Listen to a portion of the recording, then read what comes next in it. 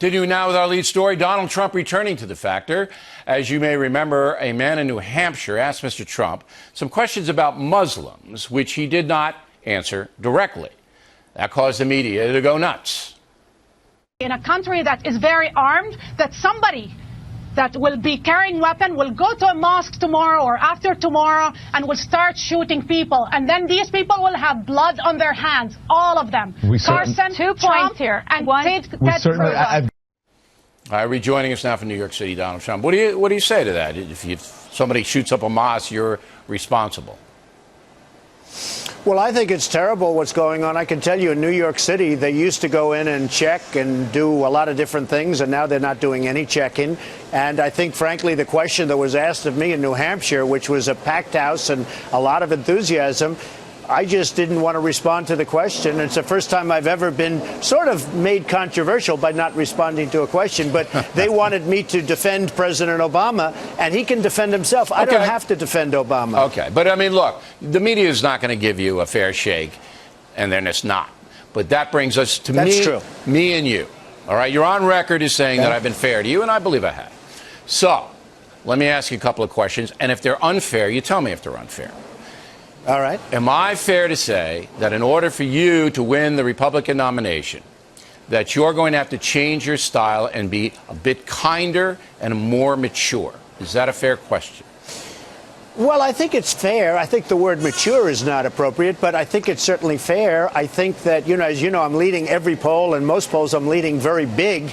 In New Hampshire, in Iowa, if you look at what just came down, South Carolina, the polls all number one, so I can't be doing so badly, Bill, but it's not going to be a question of nice. I think I'm a nice person. I have great relationships. You know me well. I help people. I love people. But it's not going to be a question of that. It's going to be a question of competence, because people are tired of being pushed around by every country in the world, every single thing. We haven't had victories. But you have to be kind of presidential. I'm going to run a clip now of something you recently said, and then I'm going to ask you another question, which may be unfair. If it is, you tell me. Roll the tape. You have this clown, Marco Rubio. I've been so nice to him. I've been so nice. I've been so nice. And then, no, but he's in favor of immigration, and he has been. He has been. It was the Gang of Eight, and you remember the Gang of Eight. It was terrible.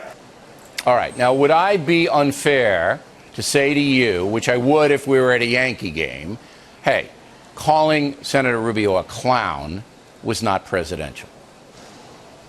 No, I don't think it'd be unfair, but I have to tell you how that all started. I was getting along with him perfectly fine 2 weeks ago. Everything was fine. I don't really know him. And all of a sudden, he attacks me about nothing, but really attacked me quite viciously. And I fought back. I told people that he has one of the worst voting records. He has the worst voting record in the Senate. He never shows up. I mean, he's not going in for votes, and that you can't do. He's weak on immigration, unbelievably weak on immigration. And I'm all about strong on illegal immigration and other things. So I mentioned it, and I said it loudly. But again, I'm a counterpuncher. He hit me all of a sudden. Okay, Same thing with Rand Paul. Rand Paul was so nice. I didn't mind the Gang of Eight stuff. He's calling him a clown. He was a member of the Gang of Eight. That's not presidential. All right, final question. Okay, listen. Excuse me, Bill. He was a member of the Gang of Eight, which was a disaster. He was totally weak on immigration. But and by the fine. way, he hasn't changed. But it's the clown stuff that's not fine. Last question. Well, okay. I can understand that. Okay, good. You have the highest. But he hit me very viciously. But on policy, you have the highest unfavorables in the polls. All right? More people don't like you than any other candidate.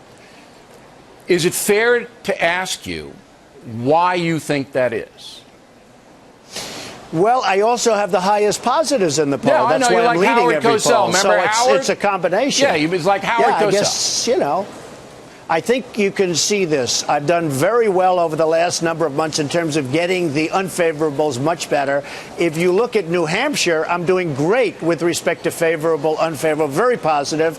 Iowa, the places that I'm going to a lot, South Carolina, I'm doing great in that category. So I think when people see me, when they see I want to make America great again, they all of a sudden say, we really like him. I'm actually a nice person. I try very hard to be a nice person. You're going to grow on us then. You're going to grow on. Well, when I go to Iowa, New Hampshire, and South Carolina, they really like me, and my favorables are great there because they see me a lot. I got it. The more you see you, the more you're going to like you.